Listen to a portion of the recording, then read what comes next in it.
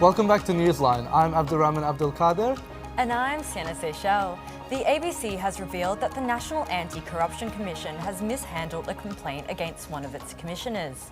The correspondent to the ABC has apologised for the error, and the commissioner in question was not notified of the allegation. Environment Minister Murray Watt just approved life extension for Woodside's Northwest Shelf until 2070. The Greens opposed the approval. Green Senator Sarah Hanson-Young and said the minister failed at the first hurdle and that the approval protects Woodside rather than protecting Australia's environment and climate. After a one-week break of the coalition government, they have united again. With a bit of a rocky breakup and a successful unification, they have presented themselves with a new shadow ministry.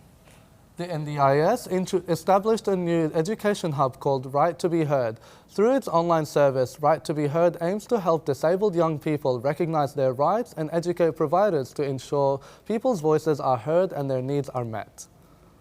Elon Musk has announced that he is leaving the Trump administration. He was assigned as a special government employee, which enables him to work a government role for 130 days each year. In a rapidly changing landscape, electoral campaigning on social media and podcasts is increasing. Reporter Rani Fletcher has more. Australia's federal election has been and gone, but the loudest campaigning wasn't on the streets or at the polls, it was online. Great to be here, Abby. I just want to put food on the table. For the first time, Gen Z and millennials outnumbered boomers as voters, and parties spent big this election to reach them. Labor were the biggest spenders on digital advertising, pouring $4 million into Meta and nearly $7 million into YouTube.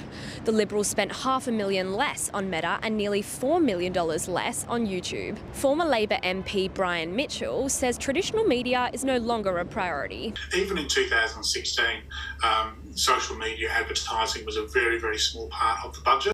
He says the current media landscape means reaching voters is harder than ever for politicians. Because of that fragmentation, you've got to be in every single space that you can and just repeating those messages. 18 to 24-year-olds were nearly half of Aussie podcast listeners last year. Research shows podcasting helped shift young men to the right in last year's US federal election.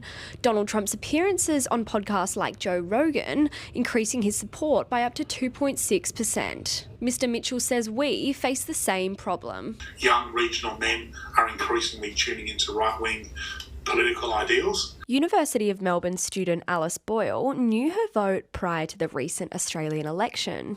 She says social media campaigning at times made her second-guess her vote. A lot of the advertisements that were quite hateful towards other parties I really didn't like, but I did see the Anthony Albanese thirst traps. It did make me question the credibility of the Labor Party a little bit. As Gen Z interest in politics falls by 28%, politicians are doing anything to connect with disengaged voters, even if it means posting thirst traps of the Prime Minister on TikTok.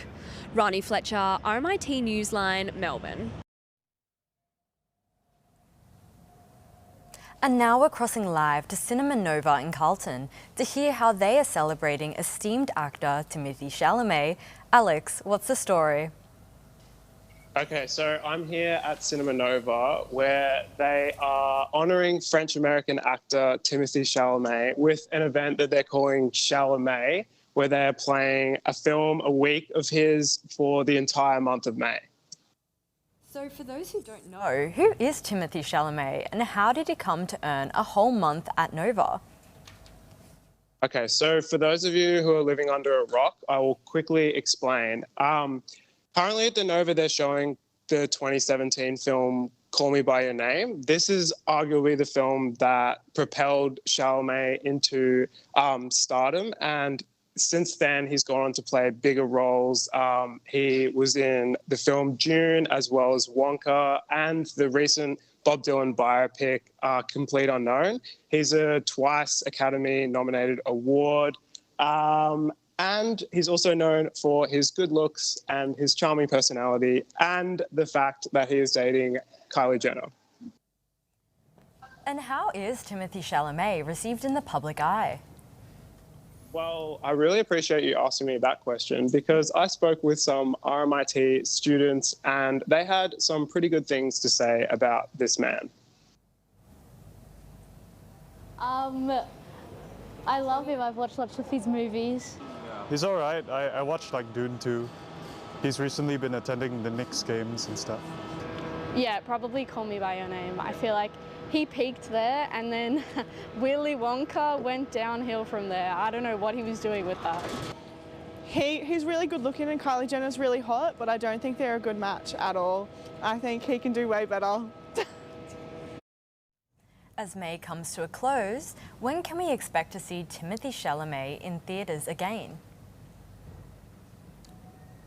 Still screening Call Me By Your Name, and they're also still screening A Complete Unknown, but he's also working on another film at the moment called Marty Supreme, which is expected to be in cinemas by the end of the year. And what's the story of him going to the Knicks games?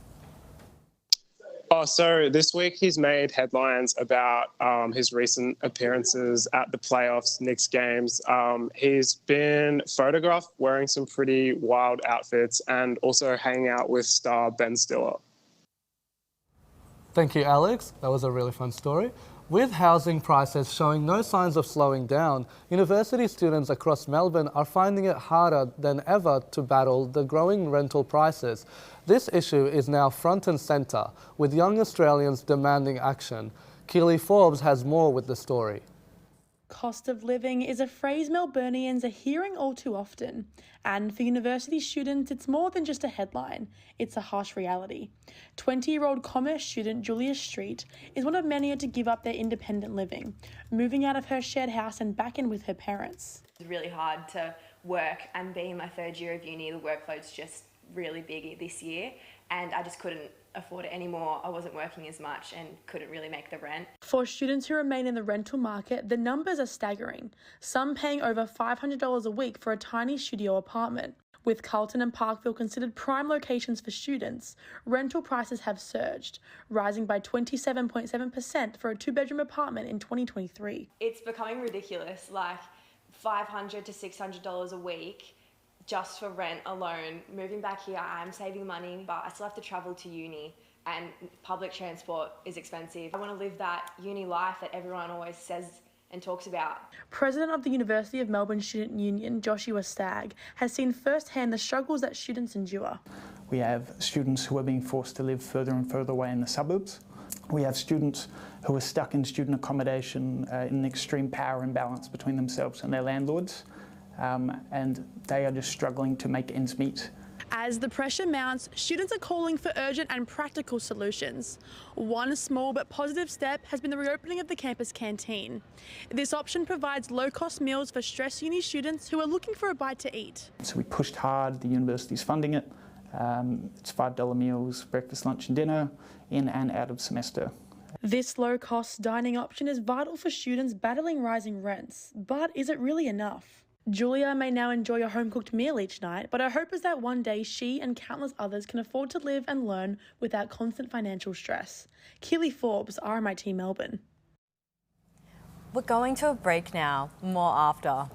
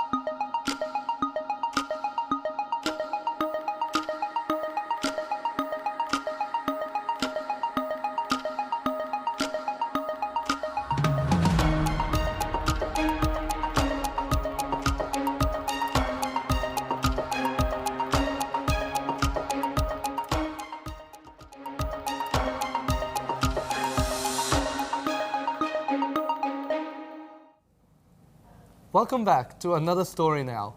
Melbourne's inner west is suffering from higher rates of pollution in its rivers and air compared to the rest of Melbourne. But one community group is making a stand. Reporter Jack Huggett has the story. Pollution has a stranglehold over inner west Melbourne. From 2010 to 2020, over 2/3 of the incidents of breached air quality standards were from the inner west. While in the water, nearly 2.5 billion pieces of litter flow through the Maribyrnong and Yarra rivers into Port Phillip Bay annually. The Maribyrnong River Rubbish Club has been running for over 7 years and meets monthly to clean the valuable waterway. But club founder Neil Scroy says rubbish still infects the river. That we can come back to this same location month in, month out and still pick up between 70 and 100 kilos. The river is a real trap for rubbish. I guess there can be a few reasons for that. Rubbish that's blown in the wind or coming through the stormwater system, it always ends up in the river. West Melbourne has long been disproportionately affected by pollution. It has some of the highest rates of trucking within the country and also has the largest number of major hazard facilities within the state, such as this mobile oil terminal right behind me here at Hyde Park in Yarraville. Pollution can have a significant impact on health. Residents across the inner west suffer rates of air pollution linked to conditions such as lung cancer, stroke and heart disease above the Australian average. Adolescents also suffer rates of asthma 40% higher than the rest of the state. Children are particularly vulnerable because they're growing, their organs are growing, but also their breathing rate is faster and they breathe more deeply than adults do, and they tend to spend more time outdoors than adults actually do. While pollution may hold the West in its grasp, these residents won't back down. Jack Huggett, RMIT, Melbourne. Welcome back to the studio. Joining us is Jack Huggett, here to tell us a bit more about his story with Marquis Dale. Thanks, Jack, for joining us. It's good to be here. We all just saw your story. Could you just tell us about, how dangerous pollution really is in the West? So pollution can be really harmful in a manner of ways. When we talk about air pollution, we're mainly talking about particulate matter, and we're focusing on something called PM2.5. So PM2.5 are air particles smaller than 2.5 micrometers in aerodynamic diameter. Human air on average is 75 micrometers for context, right? So it's really small. And so this stuff gets into your lungs and then can spread into the bloodstream where it can cause a really dangerous and harmful conditions such as lung cancer, stroke and heart disease. Due to the danger of PM2.5, the World Health Organization recommends an annual daily exposure of 5 micrograms. Victoria has a much higher standard actually, of a standard of 8 micrograms. However, in the West, the last air monitoring report from the EPA found that the inner West didn't meet that standard. So unfortunately, there is quite a dangerous pollution in the inner West. And in your story, you interviewed Neil Scroy, who's from the Maribyrnong River Rubbish Club. Could you just tell us a bit more about their group and what they do? So the Maribyrnong River Rubbish Club is a really, really passionate group committed to saving the river for future generations by cleaning it of litter and rubbish. They get about 20 to 50 participants each event and they meet monthly. They've been running for over 7 years and they work with the support of the council who provide them grants to fund their equipment that they need. Yeah, they're clearly some people who are doing some really important work. Could you just talk a bit more about why pollution's so much more prevalent in the West compared to other areas? So pollution is a really historical problem in West Melbourne. I'm going to be shameless for a second and plug my own podcast. So myself, Laura Jarvis and Sophia Grant have been working for the We Were Wrong About podcast this semester. And through it we've been trying to uncover the city plan decisions that have contributed to pollution in West Melbourne. Eventually we've kind of found that West Melbourne has always been super idyllic for industries which obviously cause pollution. In the early 19th and 20th centuries, industries chose to settle in the West because it was just simply flatter and had access to rivers such as the Maribyrnong. Then as we moved into the 50s, concerns over health and dirtiness and pollution started to become prevalent, and we focused on this new idea of the sanitary city. Sanitary city is this idea of essentially we should remove industrial areas away from residential zones and create buffers. Good idea, but in practice, it didn't really work for West Melbourne because all the industries in Melbourne essentially just got moved to the west, causing a greater number of pollution in that area. Then in more recent times, since the 90s kind of onwards, Melbourne has transitioned away from production and instead focused on logistics. So we've got new things like warehouses. They don't really cause pollution themselves, but they do create a lot of trucking, which is a major, major polluter, and a very dangerous one at that too. But in general, pollution is such a long-running problem in West Melbourne. It's been caused by a number of different things, and it's been influenced by a number of different planning processes as well.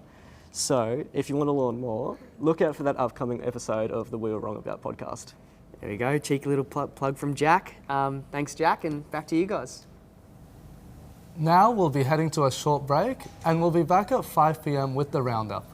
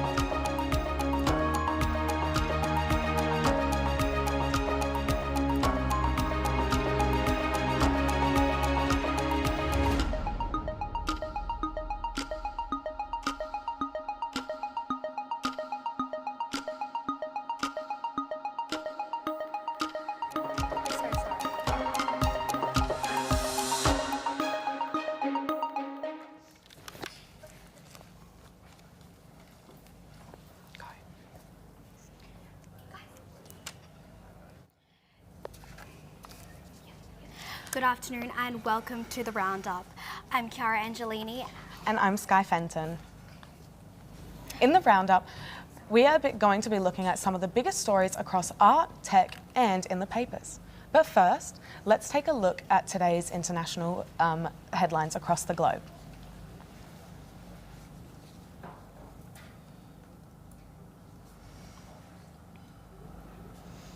It's not the right thing on the screen.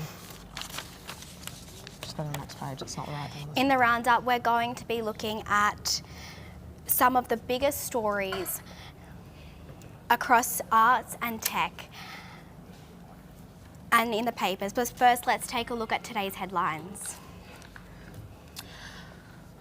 So, Tanzanian paper, The Citizen's homepage, features the death of Ngugi wa Thiong'o, the renowned Kenyan author and advocate for African languages after prolonged illness. The paper is also covering the Tanzania's Professor Janabi, sworn in as World Health Organization African Regional Director. The Kiev Post reports that Russian Foreign Minister Sergei Lavrov says Ukraine and Russia will revisit the negotiating table in Turkey on the 2nd of June to discuss a ceasefire. The paper also covers Ukraine's largest drone strike that damaged a Russian missile plant over Moscow last night. In India, the Indian Express is reporting that over 770 illegal immigrants, mostly Bangladeshis, were deported from Delhi after the Pahalgam terror attack crackdown last month. The paper is also covering a woman in the state of Gujarat who attempted to fake her death in order to escape her marriage. The woman allegedly tried to pass off someone else's dead body as her own. Today in the local Switzerland, a rock glacier has reportedly destroyed a majority of the village of Blatten, with authorities on the lookout for one missing person. The front page also covers what roads to avoid and what stores will be closed over the upcoming Ascension weekend. The New Zealand Herald is reporting on changes to New Zealand's Resource Management Act, easing restrictions on mining, farming and wetlands. The paper also features Auckland Council developing a new plan for building restrictions and in flood-prone areas. And back over to Asia, Japan today reports that the government is promising to deliver lower prices on stockpiled rice for rural areas in Japan. The Ministry of Agriculture, Forestry and Fisheries stopped taking orders from large retailers and plans to designate the remaining 100,000 tonnes of smaller rice shops and supermarkets. And that's all for today's international papers. To tech news now, Australia is launching its very first rocket. The rocket was made by a company called Gilmour Space Technology. The rocket's launch was interrupted by a cockatoo in Bowen, Queensland on May 16. An electrical fault was found in the rocket's nose cone. Reporter Will Dunlop is here to talk to us about this project. So the rocket was meant to be launched on May 16. That was almost 2 weeks ago. Where are we at now? Well, yeah, it was the first Australian-made rocket, which was set to be launched 2 weeks ago. This was supposed to be a big milestone for Australian aero engineering, as the company Gilmour Space Technologies was founded in 2015 to be a competitor to Elon Musk's SpaceX. The rocket was designed to send smaller satellites into low Earth orbit for both commercial and government operations. Company news that across history, no space company has successfully entered orbit on its first launch attempt. It was expected to launch from a cattle farm in North Queensland and meant to be an 8-minute flight over the Coral Sea.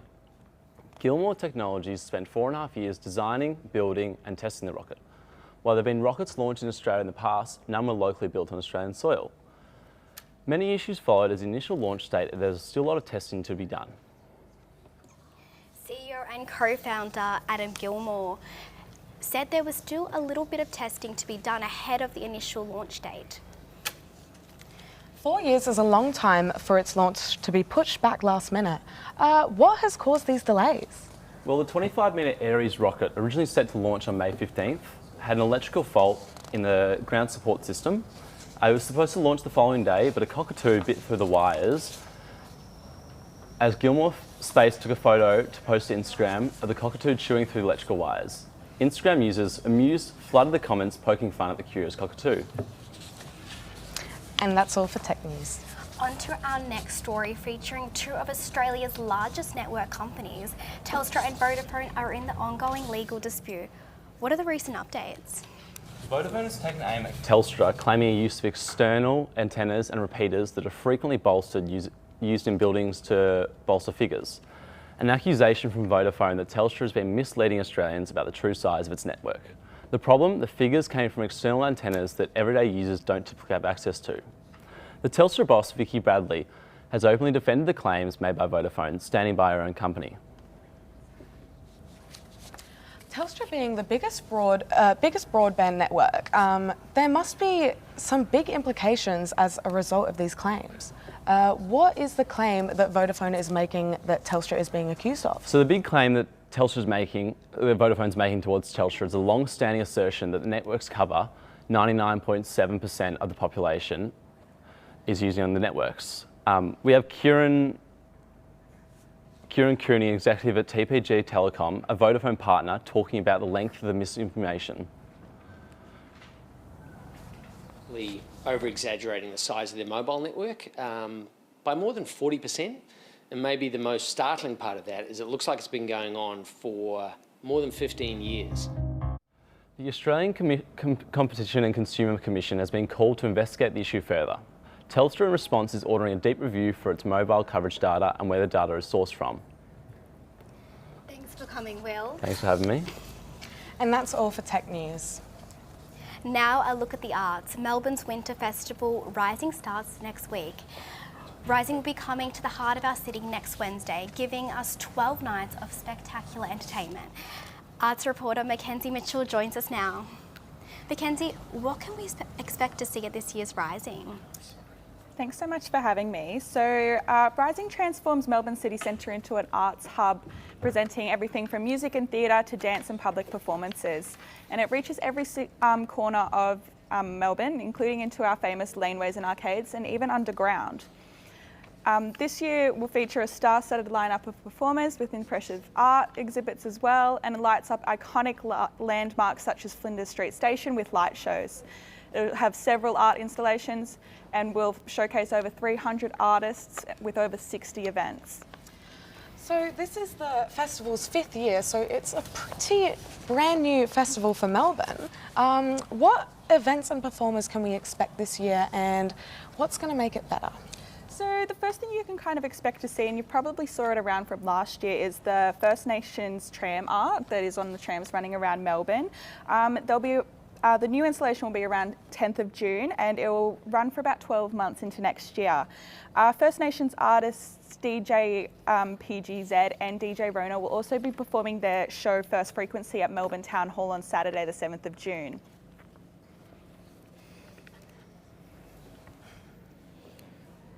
Exploring what we want to share that is First Frequency, and I'm really excited for it actually.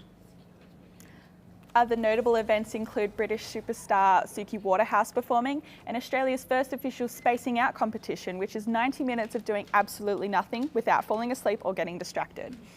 That sounds like a relaxing challenge. Now on to a new exhibition that is set to open soon at Australia's National Gallery in Canberra. Mackenzie, can you tell us a little bit about it?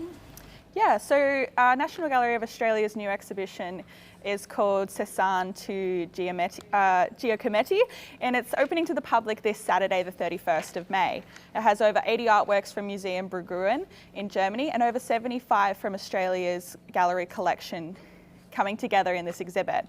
It features famous modern artists such as Pablo Picasso, Paul Klee, Paul Cézanne, and Henri Matisse. And it traces the origins of Australian modern art back to its European roots. So some big news in the art world there. Really exciting to have works from artists like Picasso here in Australia. What sets this exhibition apart from the others? Yeah, so this exhibit, it marks the first time this collection has been on Australian soil. The Museum Bruggen is one of the most significant hubs of modern art in Germany and the world. And most notably, this time round will showcase works from artists Ludwig Hirschfeld-Mack, Inge King, Lena Bryans and Marcella Hampe, which are 4 artists that fled to Australia during World War II from Nazi Germany and went on to lead successful art careers. Thanks, Mackenzie. Now for a look at pop culture. From YouTube to Hollywood, Aussie twins Danny and Michael Philippou are both providing don't need a big budget to make global impact. Pop culture reporter Aisha Embassy joins us now. How did the brothers' journey start in the industry? So they had a YouTube channel in the 2010s called Raka Raka, and they gained a mass following with 1.5 billion views and 7 million subscribers. They made a range of slasher and homemade stunt videos, and they're best known for their film Talk to Me that was released back in 2023, and they're now set to release another film that is hitting our cinemas today called Bring Her Back. So the brothers premiered their first film at the Cannes Film Festival in 2022. Have they maintained their success since? Well, they continue to be offered big projects and remain committed to shooting in Australia. A24 bought their first film, Talk to Me. They made a $4.5 they had a $4.5 million budget, but made $100 million within the box office. The brothers have said that they've always wanted everything to be back here. And then one of the brothers, Danny, also mentioned that it's where they grew up and where they continue wanting to make Australian media. So they want to make Australian media for the Australian people. Amazing. And for the next story, UK's Crown Prosecution Service has authorised new charges against social media influencers Andrew and Tristan Tate. The statement details offences that took place between 2012 and 2015. This comes after their highly publicised 5-month house arrest in Romania following similar accusations. How many charges are there and what are they? So altogether, there's 21 charges in between both brothers. Andrew Tate is facing 10 charges between 3 women, and Tristan is facing 11 against 1. Andrew has an additional one that's against controlling prostitution for gain, and these other charges involve rape, actual bodily harm, as well as human trafficking. it's been about 10 years since these events reportedly took place. Why is the CPS only now authorising these charges? Well, the CPS only received a file of evidence from Bedfordshire Police, 80 kilometres outside of London. They approved the charges after a review, and they're currently under investigation in Romania, but they're still kind of collating all those pieces of evidence so they are able to deal with those matters inside of London. But currently now the brothers are settled within Florida. Thanks, Aisha. On to our next story. Now to our final segment, let's take a look at today's political satire. I'm with reporter James Bell, who's here to discuss a few of the cartoons featured recently in national and international news. First up from Sydney's Morning Herald, we follow the Labor government as they make one of the first big moves since they've been re-elected. James, what's going on in this image? Yeah, hey guys. So if we take a look at that first cartoon, today is by Kathy Wilcox. Oh, we've got a different one up there. That's all right.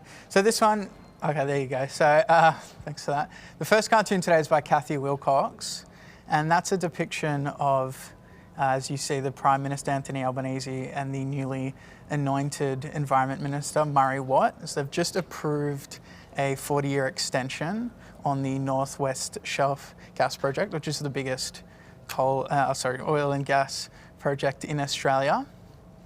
And as you can see on one side, it's a celebration of that project, and on the other side it's detailing sort of the damage that it's doing to the environment. So. Now let's take a look at another cartoon, the Labor government's new superannuation tax proposal that has caused a bit of a stir. Now, can you explain what the uproar is about and what is this illustration saying about the issue, James? Yeah, so the Labor government has proposed an increase 15% additional tax to superannuation funds that carry over $3 million. So here the chicken is a representative of one of those lucky people with $3 million in their super fund, and the other two birds are saying essentially, you would be feeling like the sky is falling if you heard that. Yeah, it's classic. Now to an international story. We have two cartoons depicting the ongoing conflict in Gaza. Yeah, so that first one is by Glenn Lelieve, and what that depicts is the Palestinian essentially hunger strike that's been going for about 3 months due to Israel's blockade on any sort of essentials, aid, food and things like that. And here it's obviously a fairly glib depiction. So instead of food, what they're being fed is bombs. So pretty grim depiction there. It is, surely, and thanks for all that information, James. That's all for the roundup tonight. After the break, we'll have Isaac Haber with sport. I'm Chiara Angelini. And I'm Sky Fenton.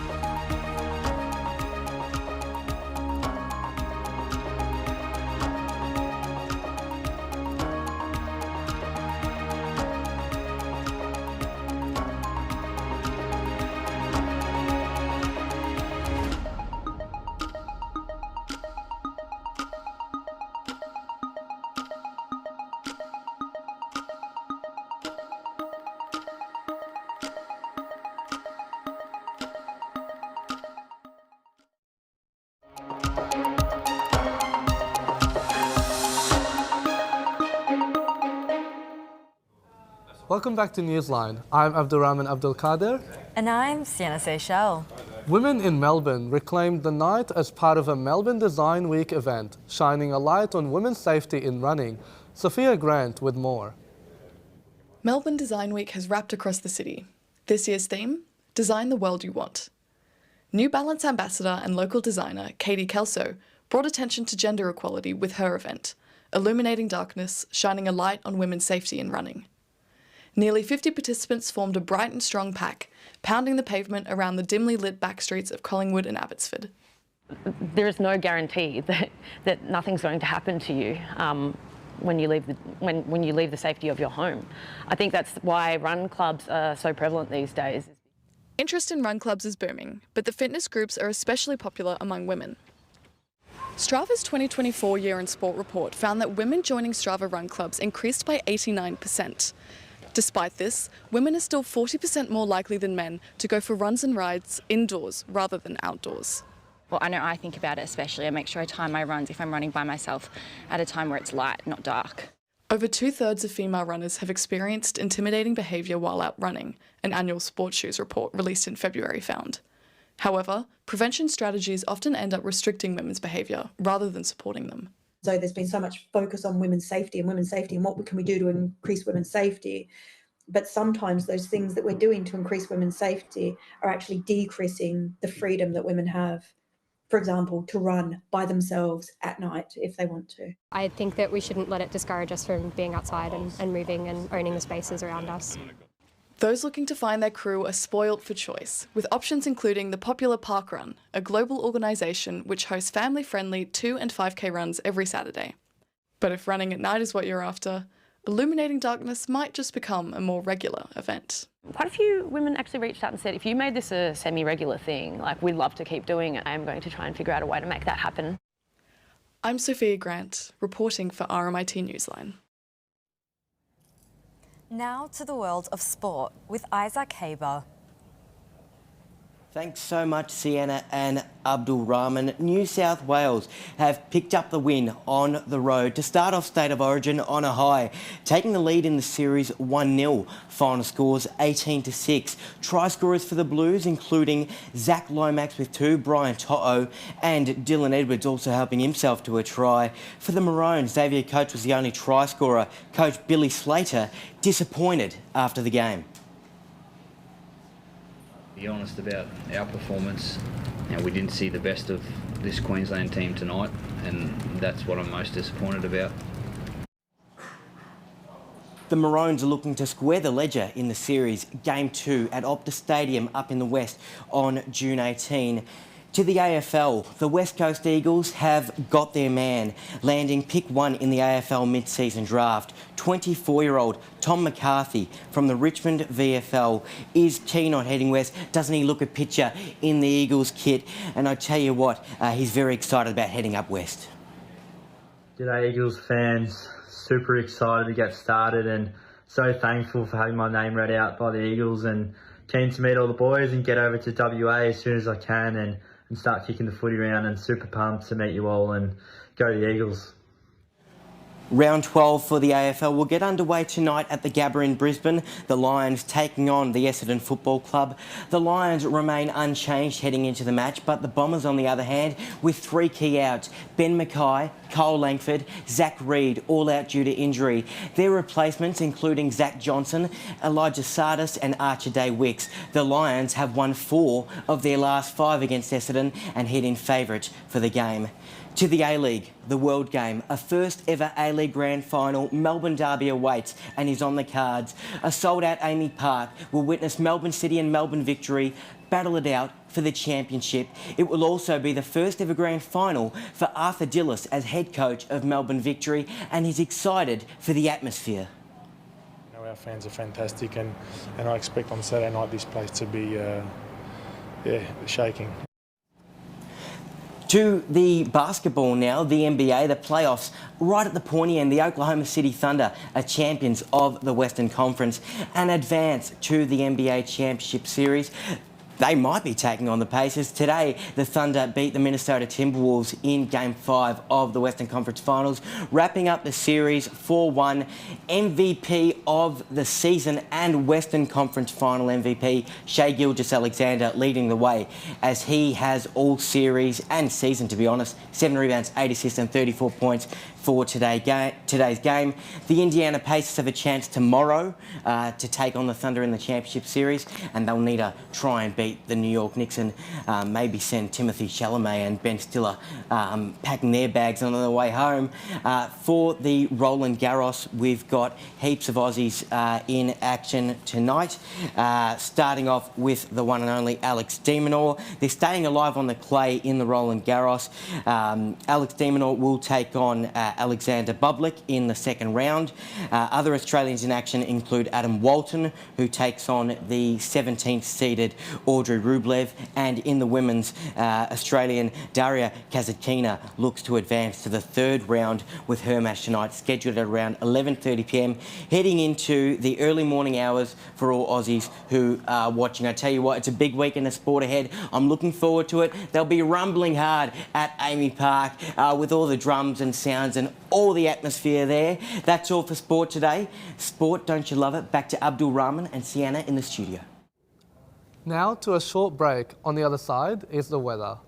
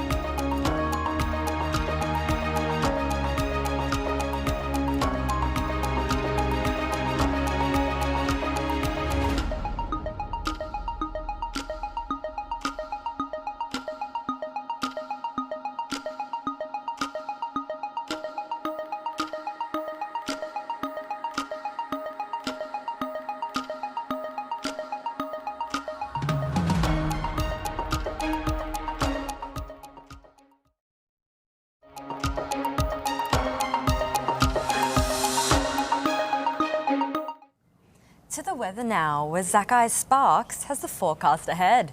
What are we expecting, Zakai? Yeah, guys, it's looking pretty gloomy out there at the moment. Mostly cloudy with a 30% chance of rain. It's going to reach a low of 11 and a high of 16. For tomorrow, expect a shower or two. Melbourne, 50% of chance of rain with lows of 10 and highs of 16. In Adelaide, partly cloudy, a minimum of 9 and max of 18 with a 10% chance of rain. In Brisbane, bring an umbrella. It's looking like it's going to rain. 21 degrees with a low of 15.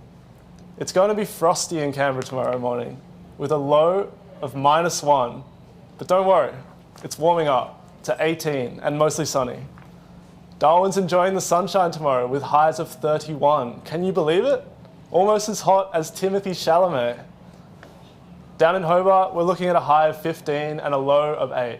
Partly cloudy with 50% chance of rain. Watch out if you're in Perth. There's a thunderstorm expected. You can expect highs of 23 and lows of 13 with a 95% chance of rain. And for Sydney, tomorrow, it's going to be mostly sunny with a low of 11 and a high of 20.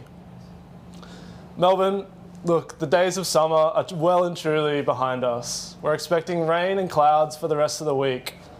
Saturday, cloudy, lows of 9 and highs of 16. Sunday, partly cloudy with a low of 9 and a high of 17. Monday, a shower or two, but slightly warmer with a high of 19. Tuesday, shower again, lows of up to 10 to a high of 16. And Wednesday, more showers with a high of 14 and a low of 7. The weather's always changing, but I'll stay the same. Back to you guys in the studio. Thank you, Zakai. The handling of a landslide on the Mornington Peninsula has been a point of conflict for the affected residents and the local council. McKees Dale has more. A landslide that occurred in Macrae earlier this year has led to a heated dispute between evacuated residents and the Mornington Peninsula Council. On the 14th of January, approximately 120 tonnes of debris slid down the hillside of Macrae, causing an unoccupied home to be destroyed and a council worker greatly injured. Following the incident, an exclusion zone was set up. Mike O'Neill is one of the residents who was forced to vacate and is a spokesperson for the Macrae Evacuees Response Group. He has been dissatisfied with council's handling of the landslide, claiming they refused to answer any resident questions. Consistently, council have listened to any range of questions that both myself and the rest of the group have posed with them. And to date, they've given us no answers. Out of desperation, Mike contacted the state government asking for help, and soon after, a board of inquiry into the landslide was announced. So we did call for state intervention, and just Alan rang me personally and said, look, we're going to set up an inquiry into this. The Board of Inquiry met here yesterday at Dromanda Community Hall, where they discussed with residents their take on the landslide. Over the next month, they'll be aiming to determine whether there was enough preventative measures and what the cause of the landslide was. I spoke to Mornington Peninsula Shire Mayor Anthony Marsh to see if council was to blame for the landslide. Mayor, are you worried the board will find out the council didn't do enough to prevent the landslide? Planning it's incredibly complicated, and what could have been done over the last 10, 20, 50 years, it's going to be probably a little bit more obvious in hindsight. But I think the bit of missed opportunities, it's not looking at anything to do with the response, and that's, how council responded, how the state government responded. Mr. O'Neill says he too wants the board to investigate the response, claiming the council's help was a joke. We would dearly love the inquiry to take into account the response from council. Their response was to offer them a show bag, as I called it, a couple of masks and a self-help book and a pair of gloves. The Board of Inquiry is set to publish their results on the 18th of June, but until then, residents must wait to find out who will be responsible for this chaos. Mark Eastdale, RMIT Newsline. Well, back to Timothy Chalamet. Are you a fan of Timothy Chalamet, Sienna? I'm not a major fan, but I do love him when he stars in Dune with Zendaya. But I think it's more because I like Zendaya. Yeah, I've actually never seen the movie. I've tried. I tried to get into it. I saw the trailer. It didn't really hook me, to be honest. But I'm not also a fan. I know some of his movies like Willy Wonka. That wasn't a great hit. Yeah, I know. It flopped in the theaters apparently. Did it? Yeah, definitely. And now with that guy telling us that the weather is pretty bad in Melbourne with rains and all that, do you have any plans over the I might the have next to few go days? to Carlton Nova Cinema Theatres And what's it? and go watch his show. Yeah, you might as well become a Yeah. fan after that. Can you take me with you? I might. I'm free all Plus next one week. you on Saturday night. Yeah, I've got nothing. Let's go.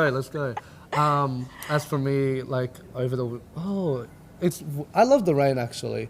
Yeah. I'm gonna stay at home probably, just sit with my cats and watch the rain.